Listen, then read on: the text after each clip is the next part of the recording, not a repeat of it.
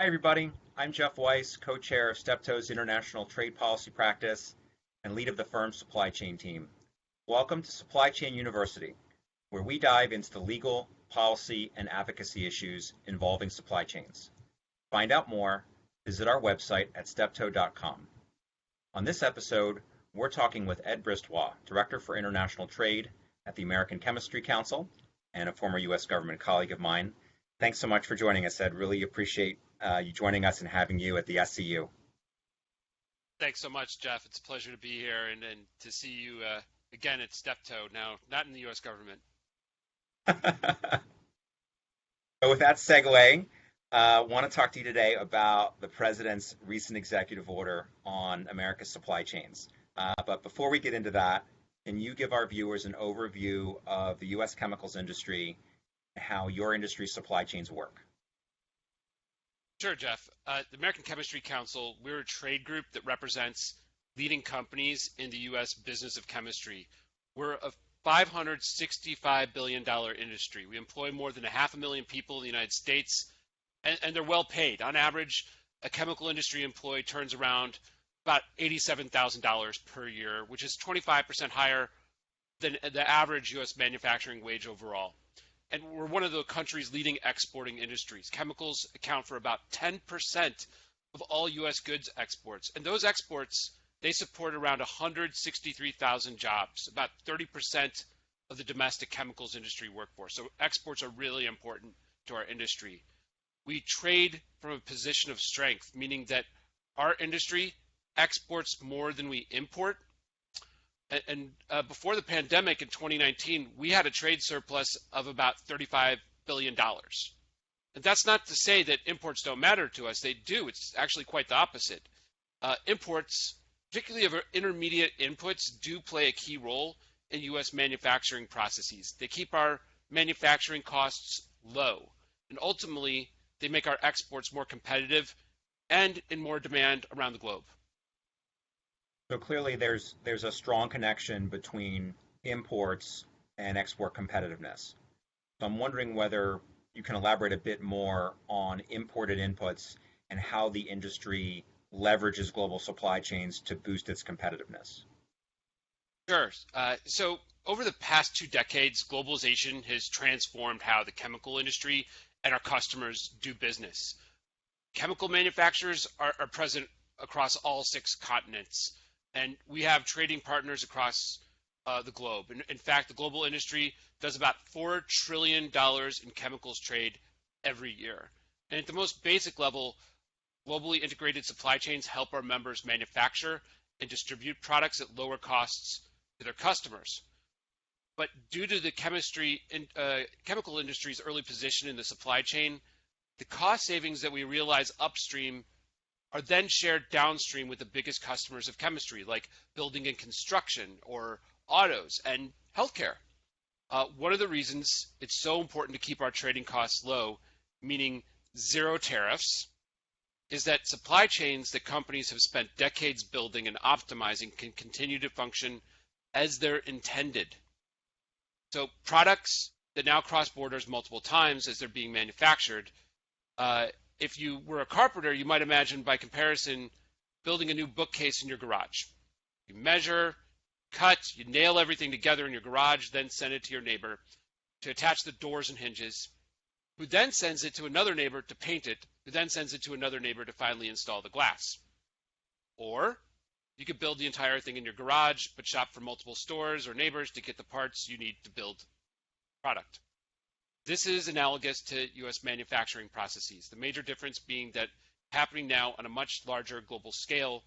And when done right, global supply chains can be more optimized, more connected, and more collaborative than a single localized system. So let's drill down on the point about crossing borders. So when you say that a product can move across borders multiple times in the course of its development, how much of that trade is between 2 different companies? And how much of it is intracompany trade? A substantial amount is intercompany trade. Approximately 39% of all U.S. chemicals exports and more than half of all U.S. chemicals imports are among companies and their subsidiaries. So if you think about tariffs, and we thought a lot about tariffs over the last number of years. Yes, Yes, we have. quite a bit. Too much. The cost of the tariffs that U.S. companies pay to import intermediate inputs, you're basically erecting the equivalent of a toll booth in the middle of a factory, and forcing a company to pay a toll or a tax, because as we know, tariffs are taxes that U.S. companies pay for the right to be able to do business with itself, just doesn't make good economic sense. And it certainly won't help incentivize growth and investment in the United States, because what will happen is that some companies will just set up shop in another country in order to avoid paying these tariffs. And of course, when they leave, the jobs and the tax revenues go with them. So I think that's a really great scene setter for our conversation about the executive order. So turning to President Biden's executive order on America's supply chains, and just to summarize for everybody, the executive order was signed on February 24th, 2021. One of the basic purposes is to help protect the U.S. from future shortages of critical imported components, like what we saw with the shortages of several essential goods needed to fight COVID-19, although the executive order goes beyond COVID. So, and my question for you is, how does that executive order fit into the chemical industry's overall position on supply chains? Well, we think this supply chain executive order is a really good conversation starter on the topic of supply chains. And as you know, it's a process-oriented executive order. It involves a lot of reviews of supply chains and industrial bases. It doesn't force the hand of agencies right off the bat to make any substantive policy changes at this time. That's probably going to come later. But for example, the Department of Commerce is conducting a public consultation on risks to the semiconductor manufacturing industry and advanced packaging supply chain.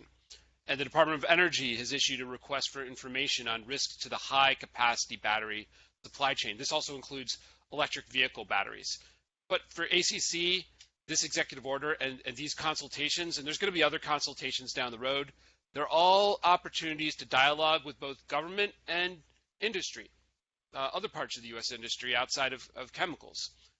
It's an invitation to discuss how supply chains can better benefit the U.S. economy, U.S. businesses, U.S. workers, and manufacture more in the United States, and really how supply chains can become more resilient. And so, as you engage with the administration on the executive order, and in those specific processes, what will ACC emphasize about global supply chains? Look, I can't emphasize this point enough. As we have this dialogue with industry and with government, it's really important to assess all angles of the supply chain debate. And what I mean by that is we shouldn't think about supply chains just through a lens of how to make the U.S. become more self-reliant.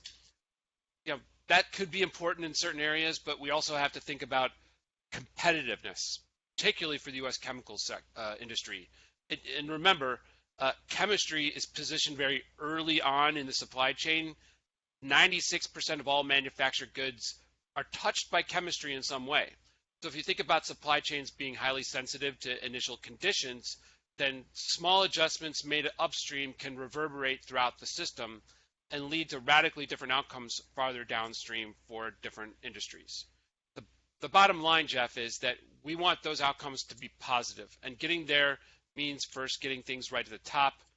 That's where our industry lives. Yeah, and 96%, I mean, that's a very compelling figure. And so essentially what you're saying is what's good for chemistry is going to be good for the broader U.S. manufacturing economy. That's essentially what you're saying. Exactly, which makes the U.S. chemical sector something of a litmus test for the potential viability of the administration's trade policies and their work on supply chains. If a certain policy hurts the chemical industry's competitiveness, it will almost certainly hurt the broader U.S. manufacturing sector as a whole. Policy sustains or strengthens our competitiveness, there's a much greater chance that those gains will be passed on and benefit the rest of the economy, U.S. businesses and U.S. workers, and ultimately U.S. consumers. So let's dig a little bit deeper into the competitiveness issue that you touched on and the reasons for the executive order. The chemical industry was not immune to the supply chain disruptions caused by the pandemic. nor to the recent weather incidents such as the winter storm that hit the Gulf Coast. And as part of the reasoning behind the executive order is to ensure that the United States isn't caught flat-footed whenever the next big unknown happens. For example, the storm. So, what can be done in your view to protect U.S. national security while at the same time protecting the industry's competitiveness? That's a great question, Jeff. Look, prior to the pandemic, as you know, there were trade wars and a constant volley of tariffs and retaliatory tariffs between the United States and its trading partners. These taxes, again, which U.S. companies pay, had already caused significant supply chain disruptions and had raised costs for businesses and ultimately consumers. The pandemic ultimately made a bad situation worse. Just set the tariffs aside for a moment. The pandemic and the storm did make it clear that U.S. manufacturers will need to look into diversifying their sourcing, not just in the United States, but from around the world, to combat the next public health crisis or weather event and mitigate any demand and supply shocks. So to achieve that diversity of supply chains and suppliers, we first need to minimize barriers to doing international business. Fewer barriers will set us up to become even more resilient, more competitive, and even better positioned to respond to the next unknown. And so, what does a more competitive chemical industry look like in your view?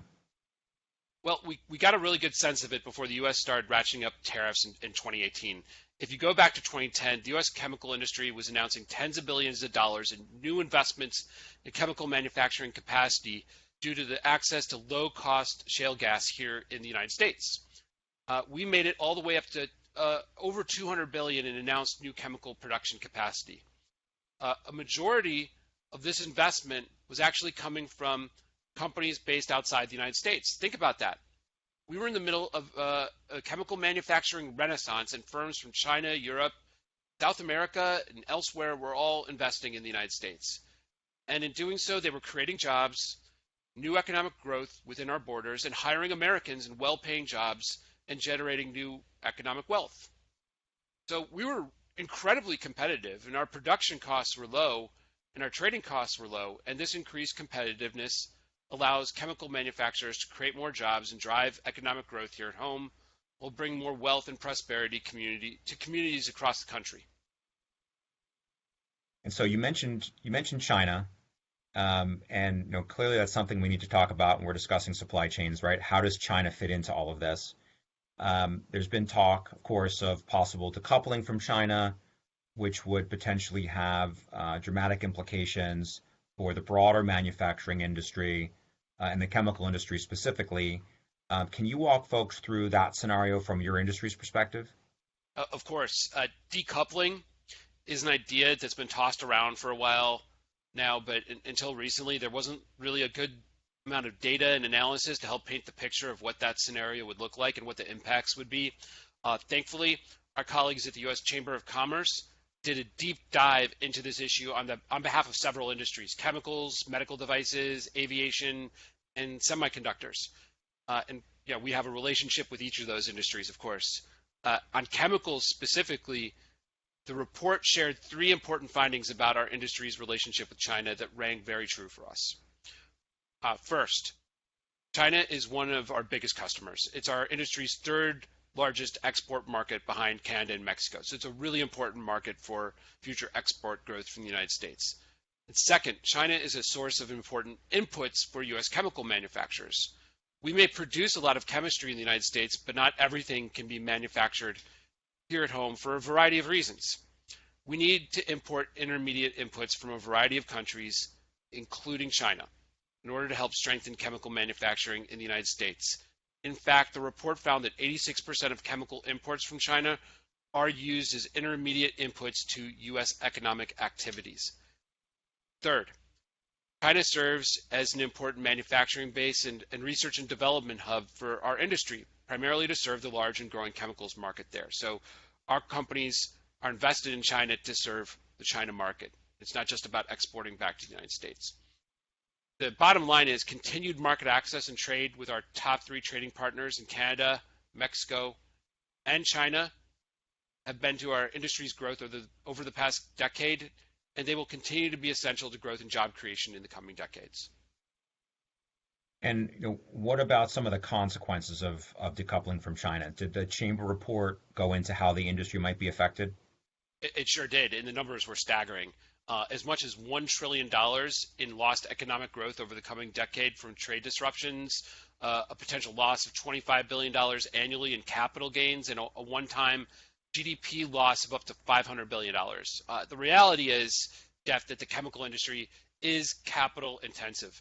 Plants and equipment are not easily moved to adjust to policy uncertainties. You can't just pick up a giant chemical manufacturing plant and move it to another state or another country. It's also important to consider that decoupling would have a comparatively worse effect on the United States than it would on China. That's because China is a huge growth and export market for us. A significant portion of the $200 billion in U.S. chemical industry investment is intended for export markets like China. In the end, China could more easily transition away from relying on the United States as a supplier of basic chemicals. The United States would really struggle to transition away from relying on China as a destination for our exports. It would be hard to find new markets unless the U.S. government decided, hey, we're going to negotiate with all these new trading partners and open up these new markets around the world. And as I said before, a huge number of jobs depends on those exports. We have time for one final question, Ed, so I'll give you the last word. What additional thoughts or ideas do you want to leave our viewers with today? Here's what I'd like to end with. The chemical industry has never been known to shrink from a challenge. We've played a critical role in helping communities fight back against COVID, and in a post-COVID world, we'll continue to be agile and ready to step up. Path the administration decides to take on supply chains will absolutely have an impact on our industry's ability to compete and respond whatever comes next.